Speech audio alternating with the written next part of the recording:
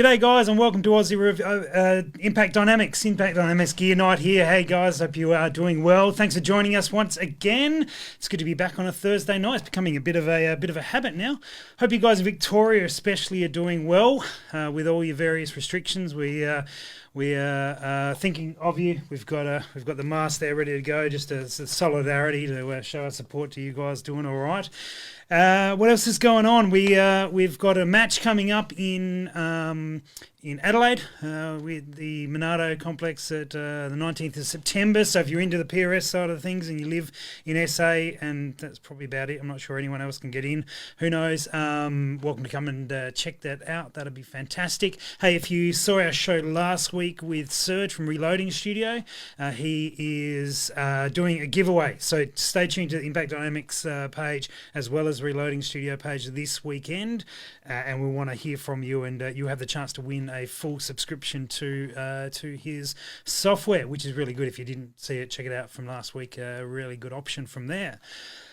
Anything else going on? We've got a bunch of guys in the chat already. Fantastic, guys. If you are there, say good day. Let us know that you're watching. And, hit us up with questions and bits and pieces. Good evening to Guy and Lindsay and Stephen. Hope you guys are good. Scott's here as always, and Anthony as well. We've got a few more. Actually, we've got quite a few watching. So pipe up, guys. Let's hear from you. It'd be fantastic to join in. Now, I know the reason Danny's here as well from Delta Tactical.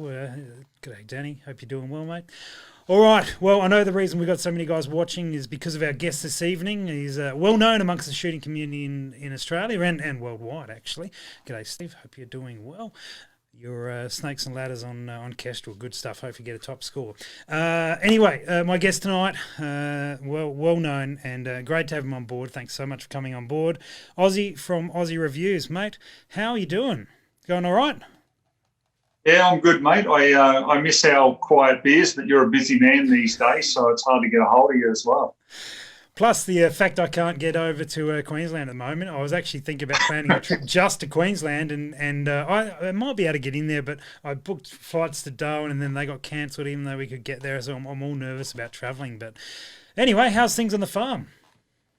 Yeah, mate, good. Just really busy, it's just trying to juggle the usual, doing farm work, doing reviews. Today I made a promise to myself as soon as I got up. I've got to dedicate today to doing reviews, and I've got a couple of new things there, which I don't mind sort of giving people a sneak peek at. I've actually got one of those Pulsar Thermion XB50 thermal scopes. So very nice. Playing with that, full retail, and that's like $9,000. So it's a pretty decent sort of optics. So, a few people asked me about that. Yeah, just juggling a heap of stuff like that, mate. And then obviously, as a lot of people know who do follow my channel, I've got a little pup now, a new American Staffy. So, he's just getting in the way. I mean, even today when I was filming, he's come up and biting my feet and wanting to play and everything like that. So, Oh, fantastic. So sort of like when we've had a few drinks before and you bite my feet when I'm trying to talk to people. So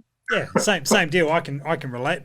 Now, because Cooper was a huge, actually quite a big part of your channel. So I'm guessing the new one's going to be involved a fair bit as well. Yeah, mate. I mean, I used to have the old sort of joke about my old Snaff Cooper saying how he never pays for his puppy biscuits, so to speak, but he actually did because it was one of the highest rating videos on the channel. So that went out the window. So we'll see how we go with the new one, Hank. There's a couple of videos up of him, and there is that sort of like smaller but stronger following there with him so far. So who knows, mate? And he'll be just like Cooper was, in the background, and he'd wandering around the dam while I'm doing a review, or especially if I'm doing something like a torch or something, he'll always get the torch thrown on him during the video. So yeah, mate, he'll be mixed in there whether I want him there or not. Fantastic, mate. Well, tonight's all about equipment and gear that you're using. So I've got to ask you the main question we always kick off with what was the first gun you shot, Ozzie?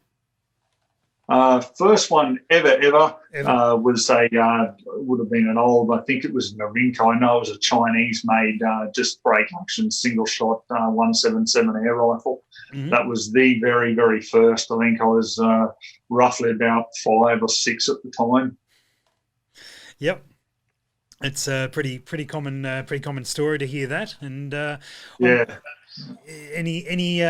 any sort of major points in the shooting career from there, from the equipment you were using? What was the Oh, first? like what I upgraded to then? Yeah, yeah. What was the first gun you owned? Did you own that one, the first one you shot? No, that was my dad's one at the time, and it was just mine to sort of have a bit of a play with. Mm-hmm. Yeah, on my 11th birthday, I got a SKS and 1,200 rounds of ammo, so that was Wow. a pretty good birthday, present. So, yeah, mate, it's like a lot of people too. I've said this before. They look at that and go, "Oh, how irresponsible," or whatever. But I just guess I came from the era where there was some discipline and responsibility. And my father said to me at the time, "You ever do anything wrong with this, you'll never see it again, and you'll be punished severely." And he meant that. So, Yeah. I always used it. I mean, yeah, even though it was semi-auto, like I wasn't out there just going bang, bang, bang, bang, bang all the time. Like I'd set up my target, and because I had to save and buy extra ammo and everything, I was pretty conservative with it. And, you'd make sure there's a backstop on the farm and everything, because we had a family farm out at Gundawindi I used to go out to and shoot. And, it was just common sense. And, but people these days would be screaming, think of the children, gun, and just carrying on like absolute lunatics. But, yeah, that was my pretty much big upgrade to centerfire, and obviously I had a 1022 as well. So, I liked the 1022 at the time because it was just, when you're a kid, let's face it, it's a lot more comfortable and economical when you've got to start buying the ammo than what centerfire ammo is. So. Yeah, especially if you're in a position where you have to pay for the ammo yourself. That's a terrible idea. Yeah, that's it. Although, that Norinco ammo back then was only $2.50 for a pack of 20. So it was just that, the non-corrosive Chinese Norinco ammo, just full metal jacket stuff. But, for what we were using it for back then, just chasing pigs and just having a bit of a shot at, like a 20-litre, drum, that sort of thing. I mean, it was fine for it. But, I ended up selling it a few years down the track from there because I actually wanted to get into something a little bit more precision, to be honest. So, I moved into a bolt-action rifle and sort of kept my 1022 and, sort of went down that route, but then owned other semi-autos and stuff as well, prior to 96. But, I mean, then obviously, as you know, it all changed then. So, it was pretty restrictive for a lot of us. Yeah, okay. So post 96 then, what was your sort of go-to gun? Did you have a particular one that was...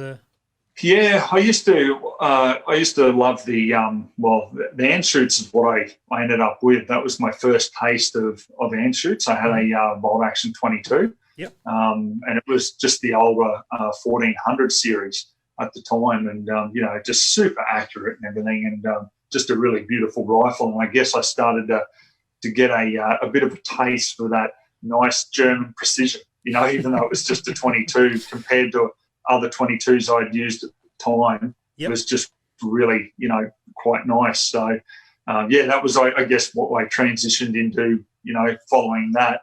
And then obviously that grew. And I also I always, even to this day, I still got a nice like for Rugers, because they are what they say, rugged and reliable. And, just for a cheap knockabout gun, like, here on the farm, like, quite often I'll just go, you know what, I just want to grab my old Ruger American, and just because it'll just take all the knocks in the back of the ute and all the rest of it, just go out and just have a little bit of fun with it, So I've always sort of carried that through, but then also my love for like Anschutz and, high-end stuff. Yeah, I know you've got a fascination for Rugers. You always been keen on them, and they've done some good stuff. I imagine you played with the Ruger precision rifle a bit. Yeah, mate, I enjoyed that. I actually thought it was really good. I know a lot of people didn't like the rear stock on it, and maybe you guys in the PRS world who are, into it quite heavily might not like it, but I had no problem with it. I thought it was great. And, the one thing I don't like, though, is I don't like the Ruger precision rimfire in 22. I mean, I just could not get that thing to shoot. And, so I'm not a fan of that. But the centerfire version, I just think is just a fantastic rifle, because that's one thing that Ruger usually nail is they seem to just have the looks right with a lot of their stuff. I'm not saying everything, but if they make a precision rifle, they really give it that really nice look that a lot of people go for. Yeah, I think they were super popular for quite a long time, and probably until the national matches started happening and we started having to cross borders with folding stocks, and that became a problem. So I think they dropped in popularity on that PRS circuit because of that. But they, for their price, they were a really good option. Absolutely. So for the two people watching who haven't come across you for some reason somehow, you've been running a channel for the last, I forgot to check how long since. When did you start your channel? Yeah, 8 years. It was 2012 I started. Yeah, 8 years. Wow. So 8 years ago you started your YouTube channel, and you've amassed 475 videos. We worked out before. That's a huge amount of time, mate. That's a lot of guns and products and gear that you reviewed. So we definitely don't have enough time to cover that. But if anyone wants to cover all of that, they can go and start watching from video 1 all the way through. What was the first thing you ever reviewed? Do you remember?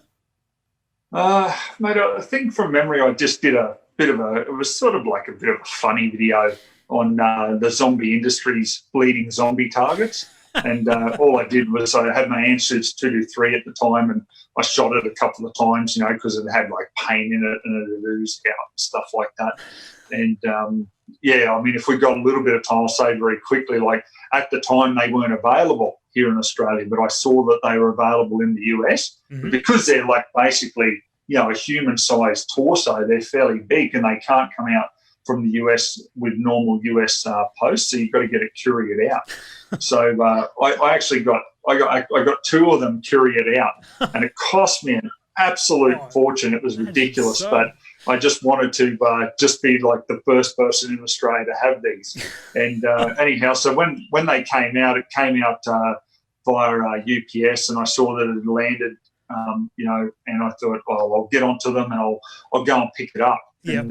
And when I picked it up, like it's not wrapped up or anything, and it's in these boxes with this zombie on the outside, and this big warning: "Do not open. The undead is inside," and all these like crazy warnings and that the Americans seem to enjoy. And I remember the guy when I was picking it up, he's looking at me really strangely. He's going, "I've just got to ask, what the hell is this?" I was explaining it to him, and he's like, "What are you going to do with it?" I said, "It's just a bit of fun. It's a bit of novelty, So, so that was the first the video, and and then it sort of progressed on from there. Yeah, right. So I'm just having a little look back here, Ozzie, and I can see the first gun that I can see a video of is the Colt 1911 Railgun 22 pistol.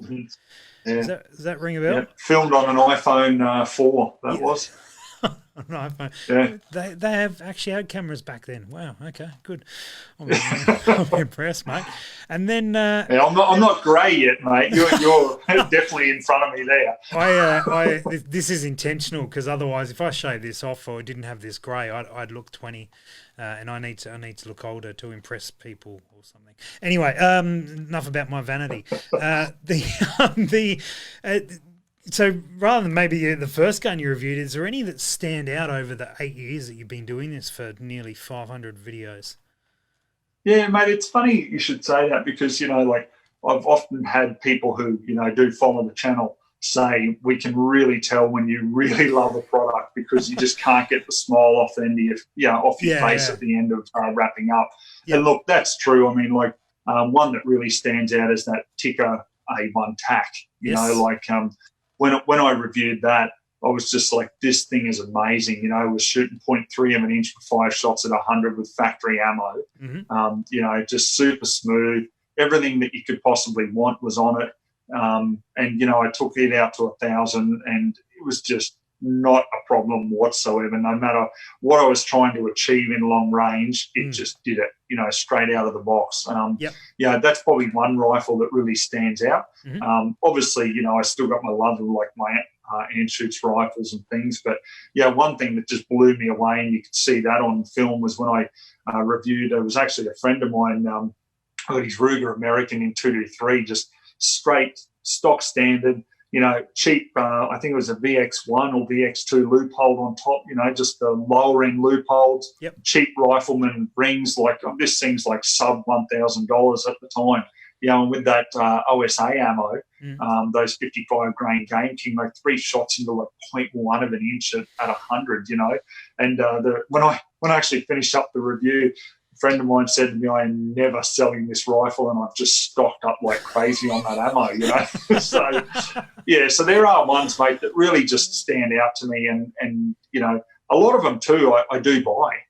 That's what a lot of people don't realise is a lot of firearms and equipment I'll actually buy and then I'll resell. Okay, so then I'll take a bit of a hit on it.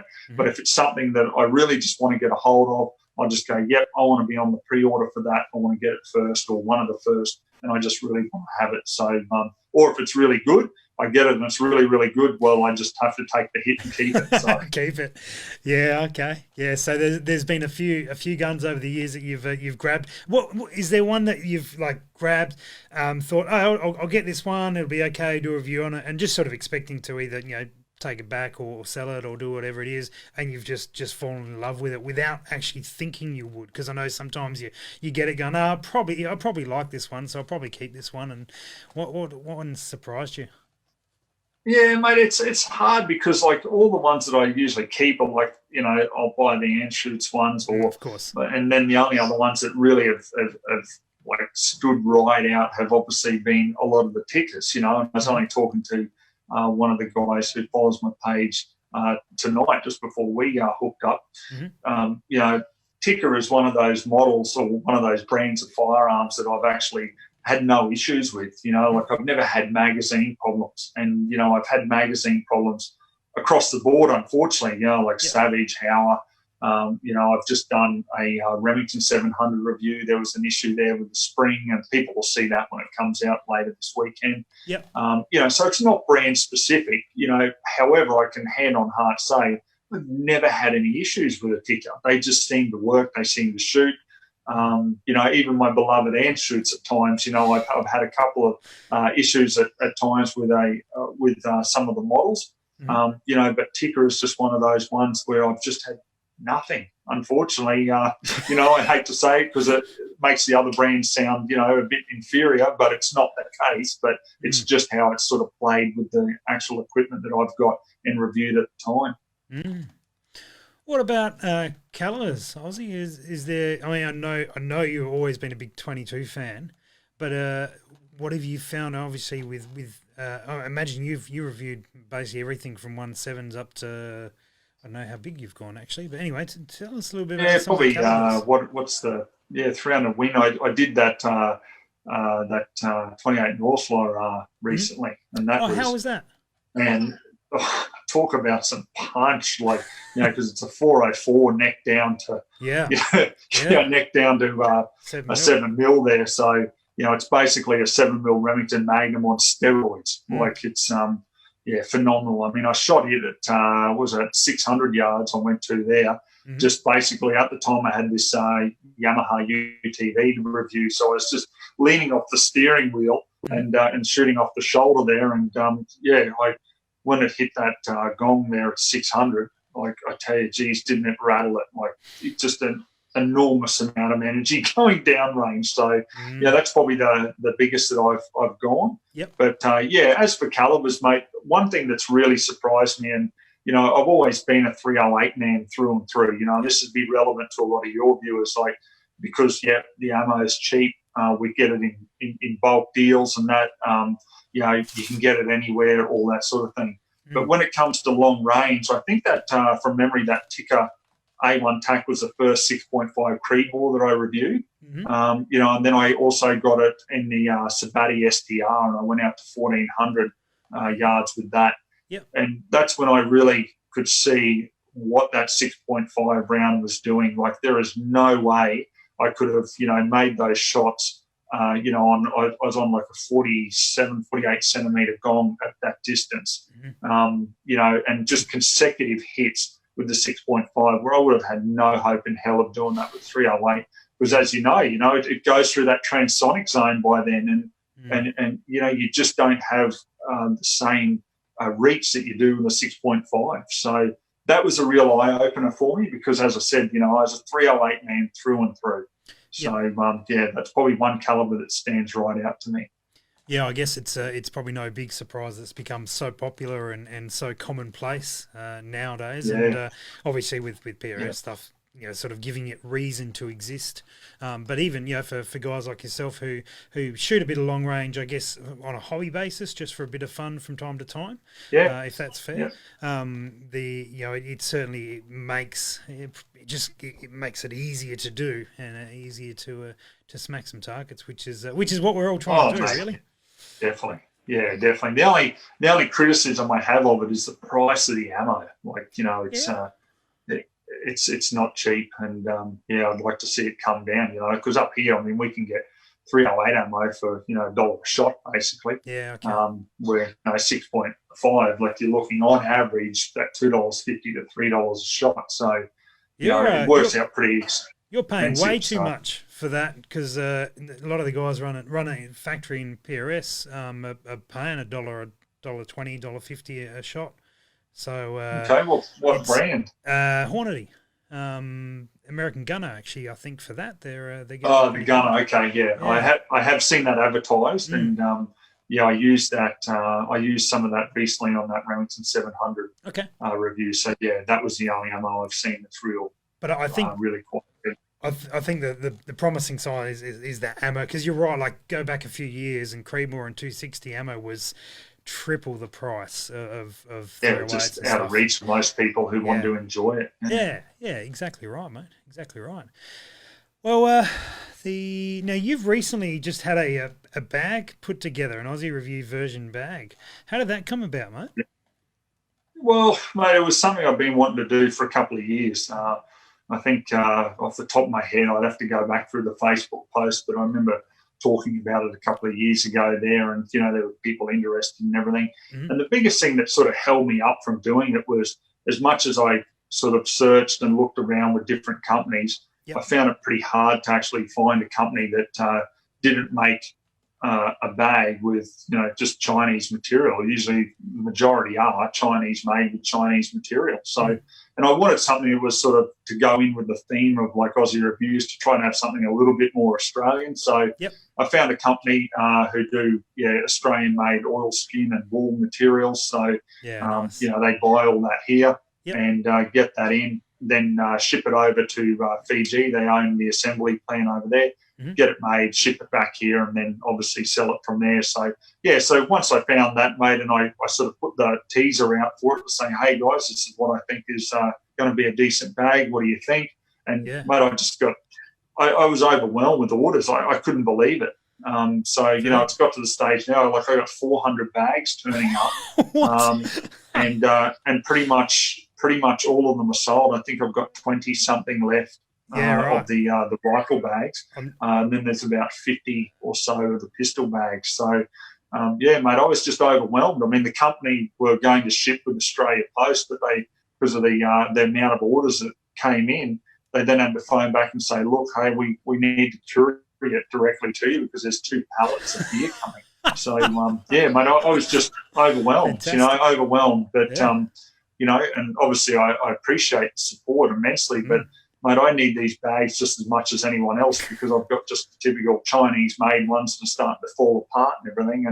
And I've been using the prototype one, and it's been going well. But the ones that I'm actually getting are going to have a wider external pocket than the actual zip there, so I can fit long-action bolts in it and stuff like that. So that was one of the modifications I made to it. So mate, overall, fantastic result. I've just been absolutely overwhelmed with it, to be quite honest. Yeah, brilliant, mate. We've got it up on screen at the moment. They look like a good solid option, and Australian made oil, skin and wool, which is fantastic. So I'm seeing it's like that dry as a bone feel. That's how they feel, like that sort of feel.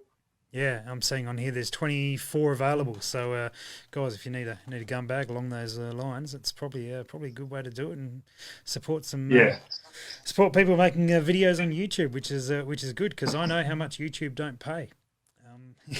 It's not, they've been pretty difficult to deal with because you just don't have any right of appeal basically with them. You can't contact them, and their decision is final. Yeah, No, absolutely. So anyway, it looks good, mate. Looks like good stuff. Well, I've got a couple of things here. It's time for our only segment on this show, which is what's on the shelf. I don't know if you've got a shelf or anything near you to show off, mate. But I did tease this one before. I got a little mask just to think of our Victorian brothers. So I'm thinking of you guys. I don't have to wear it, so we're good with that. Got one of these that you gave me last time I was up in Queensland. So thanks for that. It's pretty dirty. I was looking for a real one, like one that was looking real clean. I'm like, yeah, I haven't got one. They're all well used, which is I guess that's the point of it. This came in. This is some gun related stuff here, by the way. Yeah. Thanks to Delta Tactical, one of these bad boys came in. That's one of the X-rays. So they've got them on special, I think, at the moment. So go. Have you used one of these at all, Ozzie? The KOG chassis?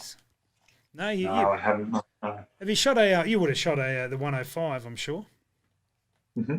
Yeah, so same. Yeah, I went down. I went down for the launch for that. Yeah. Yeah, so pretty much the same as the chassis that's one on the 105. So that's going on my 260 in the coming days. What else we got? Oh yeah. Right, this is a bit of an odd one to have on this shelf, but that's I bought some shoes that weren't skate shoes, and you know I'm fairly well known just to wear skate shoes, but I wanted to shout out to the running company who are all around the country because I've taken up since the Impact Dynamics challenges that we were doing ages ago. I've taken up not running, let's not go that far, but maybe walking in the occasional jog and you know, just trying to keep a little fitter than I previously have been. And anyway, I went down and saw Chris, who is my cousin as well, and works there. And anyway, they do a full. They look at how you walk and how your ankles go, and then they recommend some shoes. And anyway, so a little shout out to Chris and the crew there. And then the other thing that we got hiding around here is tripods. These have come in here at Scoped Out. So the Leo Photo tripod's a really good option. Are you shooting much from tripods at all, Ozzie? Are they something you've done much with? No, mate, never. No. I'm old-fashioned. I just lean up against a tree. Yeah, all good, mate. So anyway, they've come in, and then these options here that if you don't happen to have an Arca plate, which a lot of I guess a lot of my audience do have an Arca plate, and a lot of your audience probably don't. But anyway, these are the clamps that you can chuck your gun into and do that. So anyway, go check that out if you need. These are like under $800 for a setup like that, which is comparatively pretty darn good. So check them out. We'll get all the. For some reason, I've taken everything off the shelf. That wasn't the plan. Anyway, we never know quite what's in it. Just make sure that's angled correctly. There we go. Let's get the logo plug in.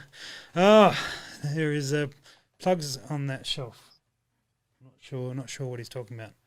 Anyway, we've people commenting. Good stuff. All right, excellent, mate. So, look, let me ask you this, mate. If you're looking to review a rifle, like what process or what do you look for in that gun? And I guess that can translate if someone's looking to buy something. What are the steps you take to look over it and give it the full once-over? Well, the first thing to do is obviously do the desktop part of the review because there's, the gun geeky guys, and I guess I'm one that, enjoy talking about it and just having a look at the overall features and specs on it. So, I'll talk about like the barrel length, the twist rate, and and then I'll discuss that further. Like, for example, it's a 223 and it's like a 1 in 8 inch twist. I'll talk about stabilising those heavier pills and stuff like that. Yep. And then obviously I go out and I'll sight it in, but I'll also use various ammunition to sight it in to see which is the most accurate ammunition there. Mm-hmm. So that's the big thing that I'm looking for is obviously, just how does it sound? How do the specs sound? Does it sound like it's going to be quite promising? And then actually getting out and testing it and seeing what the results are there. Because that's the biggest thing that people want to know. I mean, let's face it, we're at the range and someone's beside us at the range. We've got a rifle that they haven't seen before. They have and they haven't used it. Yep. First thing they'll say, how's it shoot? That's the most important thing. That's the thing. I try to achieve the most best accuracy I can with different factory ammunition so that if someone is watching it, they can save themselves hundreds of dollars in trying to experiment with different ammo and start from the most accurate one that I found, which, 9 times out of 10, they'll find the most accurate as well. But then obviously I'll go into just the usual function. see if there's any problems there. Is there any feeding problems? Is there anything else, or is there something that I just don't like about it? And that's the thing. I'll mention it, and it's upset some companies in the past, but that's the way it is. Being real, because if you're at the range and you're using something, and someone asks you about, what do you think of your rifle, or as if you're going to just talk about all good things if there's a feeding issue or something. You're going to talk about that. So, and that's all I do. The product that I get, I just review it the way it is, nothing more, nothing less. So if it works and it works well, that's fine. If it doesn't, well, I'll show you what doesn't work on it. Yeah, that's true, and that's really what you. I think that's why you've hit a chord with people, because you will just say, hey, this is what it did and it didn't do, and this is what I expected, and how it performed. And I know that you generally, well, certainly from conversation we've had, if something does go wrong, you give them an opportunity, whoever it might be, to sort it out, which I guess shows the customer service level, which is important as well. Yeah, that's right. But I'll still see what that original problem was, No. Because that's the important thing. Because, just like anybody else, I mean, if somebody else goes and purchases something and, they could suffer the same sort of issue, which, I've had in the past for different firearms. Some firearms that have had certain issues. I've had a handful of people come back and go, that's exactly what I'm suffering. And then some of them have used my video to then go back to the gun shop and say, here, this guy is suffering exactly the same problem that I am. I'd like it fixed. So so I guess it's useful in that way as well. I hadn't thought of it as being entered as evidence into a warranty claim, but it's probably a fair point to say, hey, this is happening. And certainly there's been guns. We had a Hauer at the club the other day that we changed the stock over on, and went immediately didn't feed, and went, oh yeah, that's right, know that problem. Yep, cool. Cut this back here a couple of mil, and then we're good to go again. Yeah. And often things can be a relatively easy fix, but if you know that they're probably, it's actually quite good to document the issues you have. Yeah, that's it, mate. At the end of the day, and like I say, it just gets shown how it is, and people can make up their own mind. There's some people that will see something as not much of an issue; they're quite happy to take that chance and get it fixed, and then there's others that don't want to touch it with a 10-foot pole. So. Each to their own. Yeah, absolutely. Now you also don't just limit yourself to firearms. You're quite diverse in what you have reviewed. Obviously, we talked about zombie targets already and dogs. Have you reviewed? No, I won't ask you if you reviewed dogs. But give us a couple of key things that you've, couple of the key reviews that you've done on stuff that isn't guns that you've found really interesting or have gone very well. A lot of people don't realise that I am a little bit of a knife nerd, so I love my knives. So I love getting into all the different types of steel. How hard that steel is, how it'll retain an edge compared to another type of steel, all that sort of thing, because that's very applicable with, I guess, what I'm promoting, which is firearms, hunting, the outdoors. You could be using a knife simply around the campsite to, as a utility knife. You could eat your dinner with it, but also be cutting, rope or whatever. So there's that sort of stuff.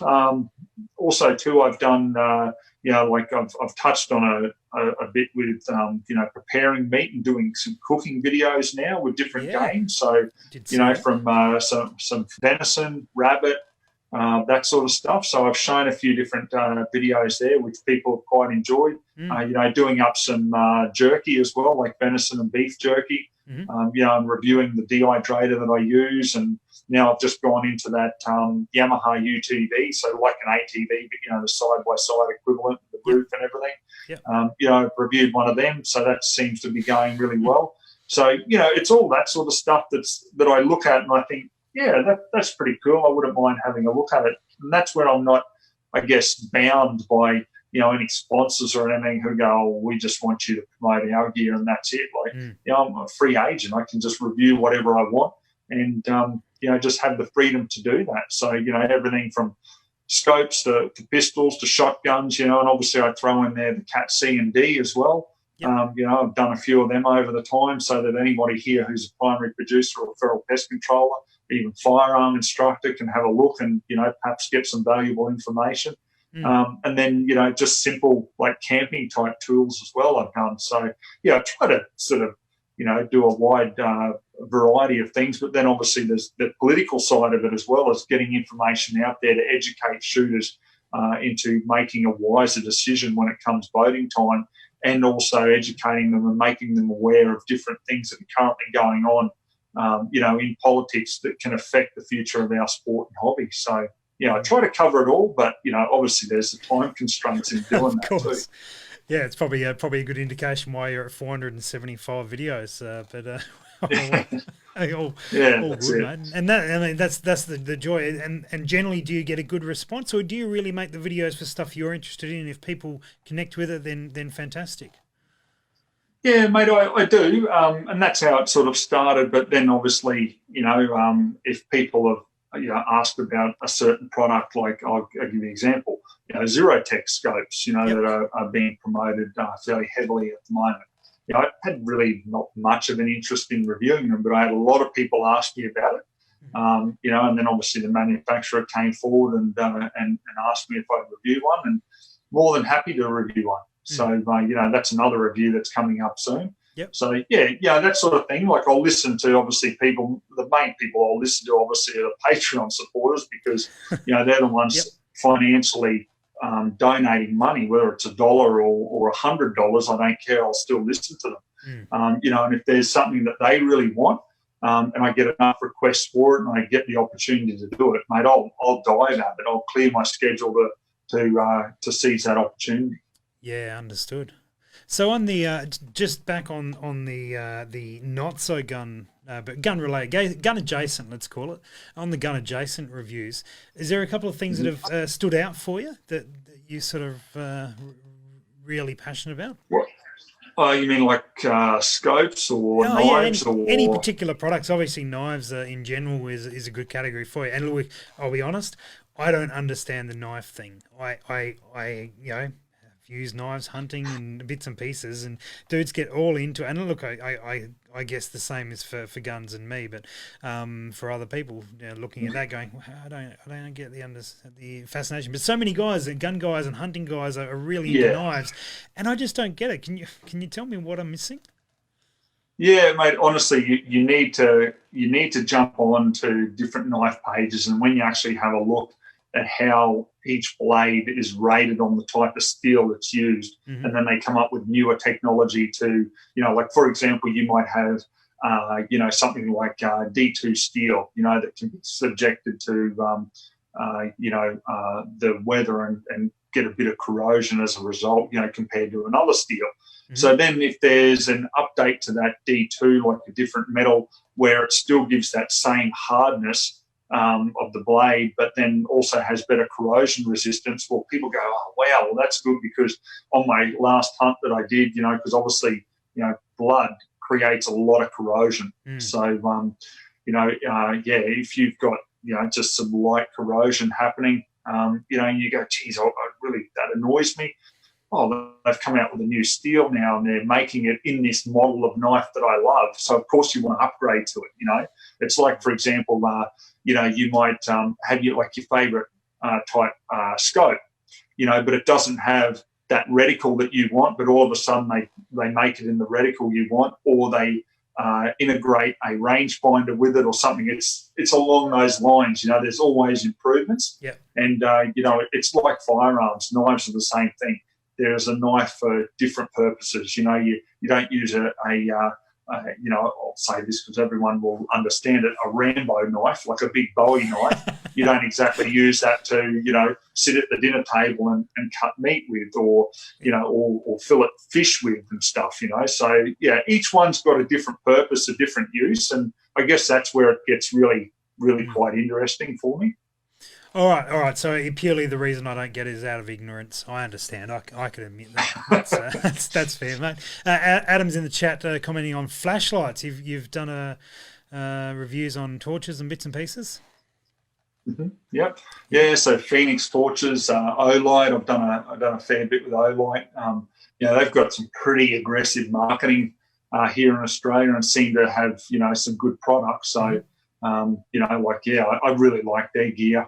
Yep. I've got several of their lights, and I mean like the Javelot Pro, which is one of their like sort of long distance type lights, for hunting. Mm-hmm. Mate, I've got rid of my spotlights now, and that's all I use. Right. And when I went out with a couple of friends there just before New Year's Eve, and we went over the border into New South Wales, and obviously there's a heap of rabbits over there. Mm-hmm. And, I ended up shooting 60 rabbits the first night there just with the Ruger American 22. And, I just had the Javelot Pro. And, right. there was another guy there who I hadn't really met before, and he was just blown away with this light. He was just like, that's amazing. And I said, yeah, well, the technology's there. Why would you bother with the old school massive spotlight when you can have something nice and compact? So yeah, that sort of thing, mate. They're making some really good stuff. Of course, there's other brands as well. Like Yep. I've looked at Lead Lenser as well. Phoenix and that, but they're always upgrading and doing stuff. Mm-hmm. But for the present time, anyway, I'm really enjoying a lot of the Olight stuff, and I've actually just picked up a new one today. That's going to be released next week. So, yeah, it's all sort of hush-hush for the time being, but next week I'll have a review out to coincide with the release here in Australia. Yeah, fantastic, mate. Nice. So I'm still trying to get over the fact you've just gone away from spotlights and just using torches.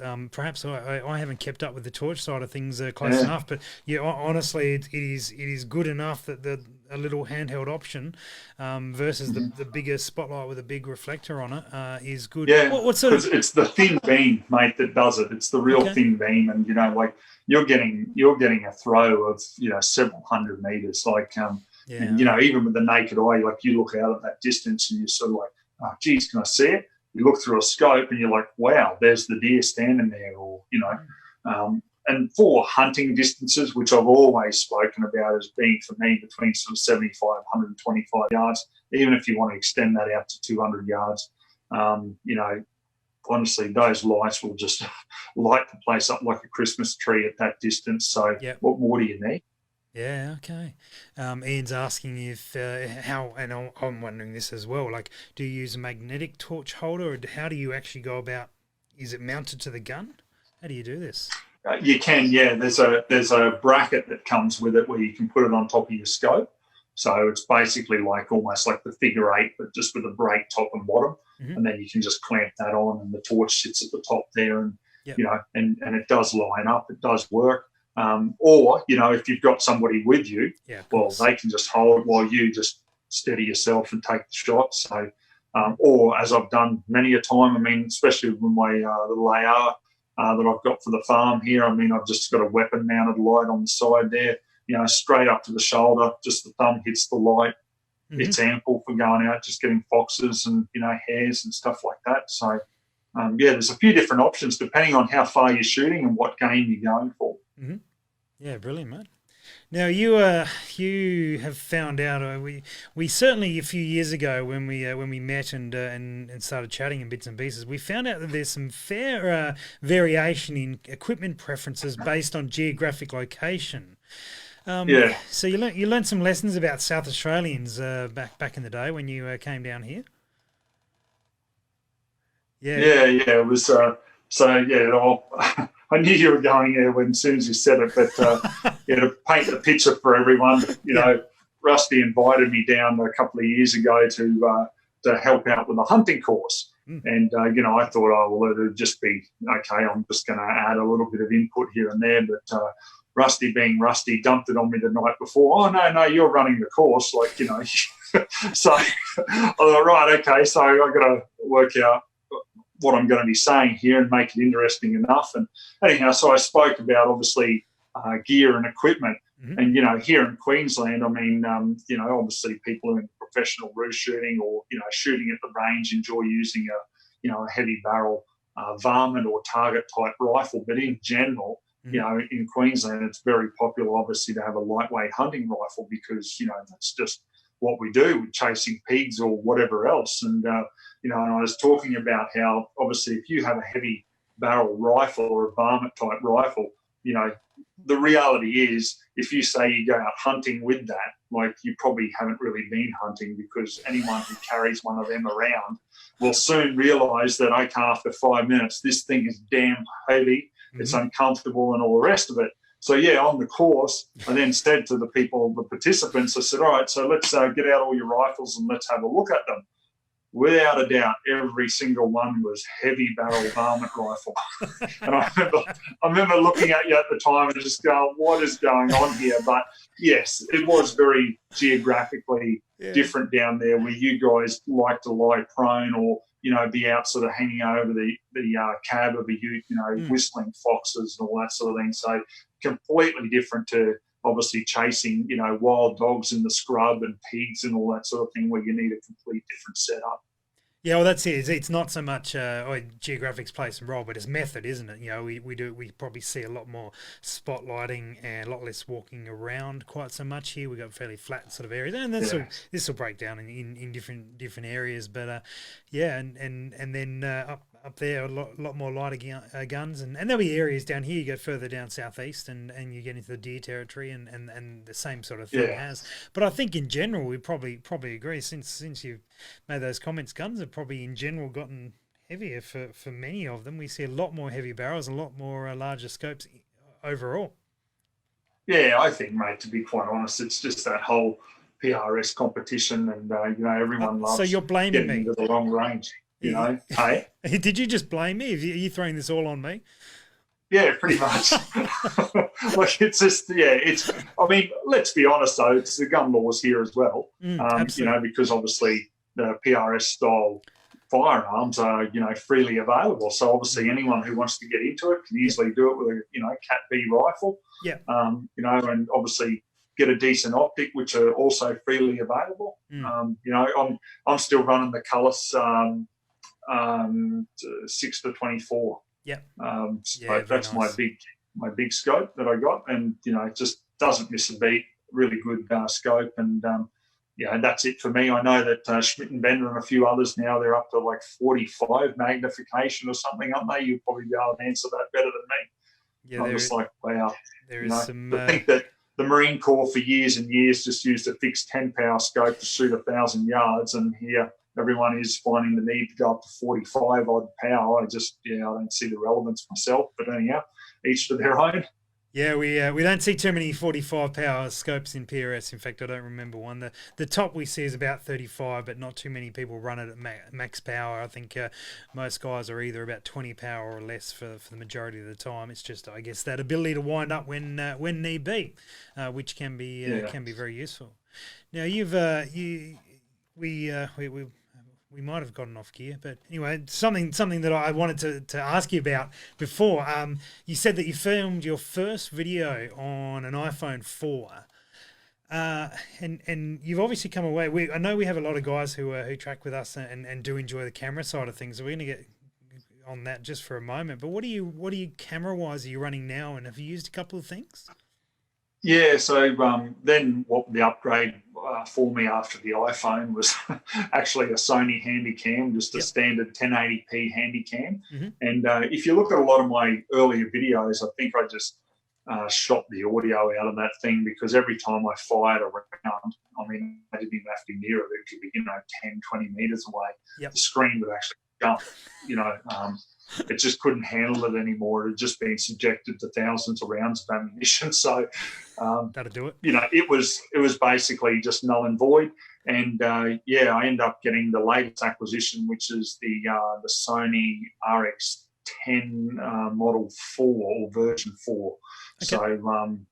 So it's quite good. Obviously, records in high definition. I don't go anything over 1080p because I'm limited here in the bush with obviously my upload, the amount of gigs I get and everything. So if I do 4K, that'd just stretch it too much. Yeah. So, but it does 1,000 frames a second slow-mo. So I was able to, offer some really good footage. And if anyone hasn't seen it, probably the most, popular slow-mo video I got is shooting a hare at 1,000 frames a second with a 22 Magnum with a 30 grain VMAX, and it actually, because it's of a night, captures the round like it's a laser. Yeah, and right. just it hits the head, and you can just see everything just slowly expanding. It's just amazing. So How did you yeah, get the YouTube were very, very quick to demonetize that one.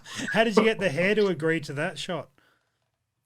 Mate, I have been trying for so many months to get that, because as most people know, you go near a hair with light or whatever, it just moves. Yeah. I pretty much just had the camera set up out the back here, waiting for them to come in, because I knew that they'd always come in.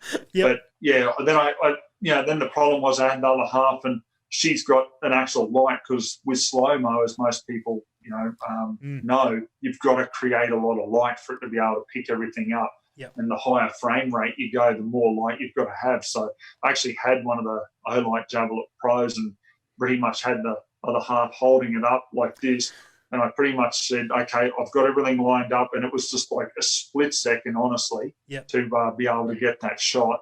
And it was just up to the shoulder, and I'm thinking, God, don't miss, do not miss, because it's like a once in a lifetime opportunity. This, and sure enough, thankfully I got it, Yep. and was able to capture it, on video. And yeah, I found that very interesting. I mean, it was obviously very humane. It was instant, but yeah, it just shows, like any other slow mo, even in gelatin, it really shows what different projectiles do. So. I've been able to add that side of it too with that camera. And I mean, mate, I'll be honest, that's only thanks to the guys who helped me out on Patreon that I've been able to buy that stuff and upgrade the audio. And, I've got some Rode mics now, and, just stuff like that. I've been very fortunate to have the support, that's for sure. Yeah, fantastic, mate. Fantastic. I know that guys would be quite interested in that slow mo capability on that. I remember when you bought it, I had a look at it and went, oh yeah, I think for your channel that's fantastic to be able to have that sort of option. And I imagine you've used it a bit on various videos, but that sounds like the pinnacle example. So guys, we'll have to go and check that out. Yeah, definitely. Yeah, fantastic, mate. Excellent.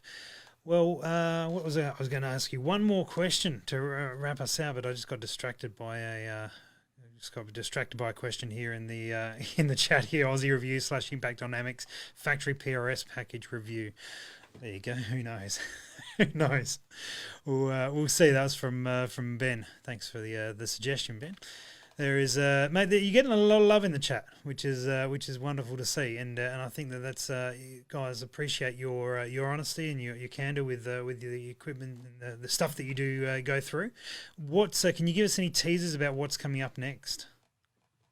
Well, yeah, that Pulsar XP50 Thermion thermal scope, that'll be coming up. Yep. The Zerotech Thrive HD, I've got that review. The Remington 700 review, I've got that happening. That's I'm trying to think of the model number off the top. There's an additional one, the AAC SD, I think it is, off the top of my head. And that's got one of those Elftman triggers in it. So, cool. Yeah, right. I'll have to, check and see how you like that yeah, one. so it was the first time I've used that trigger. And, it was set at 1 pound. So, probably I like my triggers around that 2.5, but, very nice, and, what you would expect from an aftermarket trigger. That's coming out. I've also got this new Olight torch that's going to be released next week, so that'll be coming out as well.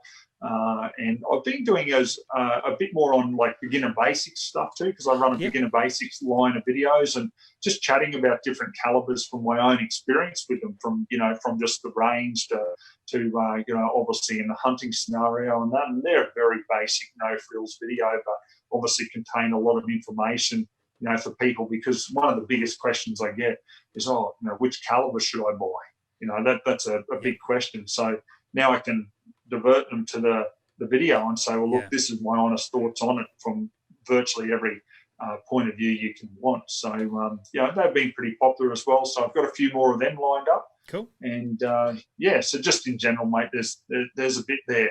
I've got a fair bit of stuff to get through, but just prioritising them at the moment, and then some more pistol reviews as well. So I've got a bit there I'm doing. Mate, life doesn't stop at Ozzie Reviews. You just keep on going. What do you go? Are you going to do something special for video number 500? I was thinking video 1000 would be a special occasion, but that's the thing. Until you told me like how many videos I had, I thought it was somewhere I just got over the 400 mark somewhere. I didn't know exactly, but because you just keep doing them, it just becomes a way of life, and you just keep doing them, and as I've said before, that's a lot of, hey guys, welcome to Ozzie Reviews, on all those videos. But they just keep accumulating, and because it's a passion, you don't see it as such as a chore. It's a passion, so it just keeps building up, and you just all of a sudden sit back and go, wow, where's the last 8 years and almost 500 videos gone? Like, it's just gone super quick. But you're going to have to do something special for 500, because you didn't really answer my question. So I look forward to seeing what you've... I know, are you just keeping it under wraps? I don't know. I understand. I got no idea. I got no idea. Maybe people could see you put those fancy running shoes on and run to the bar for last drinks, because that's the only time I've ever seen you run anyway. I think I tried on some... I did my own review on some boots one night after a few drinks, and I ran up and down the stairs. I remember that. Yeah, and then security kicked me out because I was trying out some boots. They were good boots, though. Yeah, that's right. Yep, Dana boots. That's what he's talking about. Dana boots. Oh, very good, mate. Very good. Well, I've got one last question for you, because we're about out of time, mate. Equipment-wise, is there any, like, the holy grail piece of equipment that you'd love to get your hands on, or something that is like that you're planning to put into the collection in due course? Is there anything special out there? It is a hard one, mate, because I've pretty much got a hold of most of the stuff that I've wanted to personally. The Seiko M10 was a big one on the bucket list for me, and obviously I checked that out, and just a beautiful rifle. So I've seen all that. I'm happy with obviously the gear I've got. A lot of people will get quite shocked at this. They seem to think that I've got an armory of different firearms, but when people have a look, depending on what I've got at the time, but usually I've got 4 or 5 firearms that I own. That's it. That I really love, that are really high end. They're exactly what I want, and I don't feel the need for anything else. So the other stuff's nice to use and all the rest of it, but I am very practical like that. I'm a pretty simple guy, really. Like, I look at that stuff and go, that fulfills my needs. What more is this going to do for me? It's not going to do anything that I can't do with the good stuff I've already got. So I'm pretty much limit myself that way, which helps with the bank account as well. Yeah, I certainly went through the other stage where I had the big collection and the big safe and all that sort of thing, and have been narrowing just down to the key ones that I use on a regular basis, but then make sure they're the best they can possibly be as well, and sort of buy the ones that you want. And use them. Get used to them, use them, know them back to front, and you can always put that shot where you want it to go. So is there a need for, multiple firearms? So, you just have the ones that you got for your specific purpose, and just use them. That's my advice. Yeah. And also, if you want 30, you can grab 30 as well. That's also okay. That's right. Nothing wrong. There's nothing wrong with collecting. That's for sure. No, not at all, mate. Not at all. Well, Ozzie, thanks so much for joining us. It's always good to chat with you. Next time we'll probably do it in person over a beer when we're allowed to, whenever that happens. Yep. But take care. We look forward to seeing all the videos coming out this weekend or whenever. And for those guys who you can follow Ozzie on Facebook, and you can see on Instagram. Do you use Instagram much, mate? Is that a key hot topic? Yeah, that's become quite popular actually. Yep. So I'm doing quite a few posts there, and so YouTube, Instagram, and then obviously I've got AussieReviews.com where YouTube can't take my videos away from it. So, so you can see any videos that have been deleted from YouTube. You can see them there as well. So, that's interesting. That's good to know, mate. And also, if you want one of those gun bags, that's the place to go and hook it up. So, go check it out. Make sure you follow. I'm sure everyone already is following you. And thanks for coming on the show, mate. Much appreciate your time, and you have a good night.